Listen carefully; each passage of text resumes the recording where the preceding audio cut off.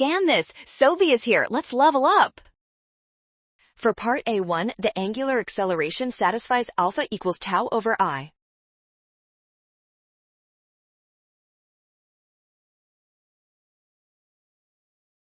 The gravitational torque is greatest. The torque from gravity is tau equals mg times 3 over 4L sine theta, where theta is the angle between the rod and vertical.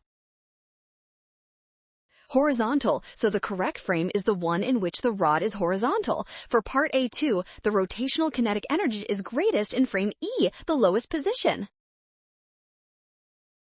Rotates downward, gravitational potential energy decreases and is converted into rotational kinetic energy. Thus, the kinetic energy is maximum at the bottom. Great job working through that. Scan the code, you can learn better with Sovi. Watch out for sign errors and always double-check each step carefully.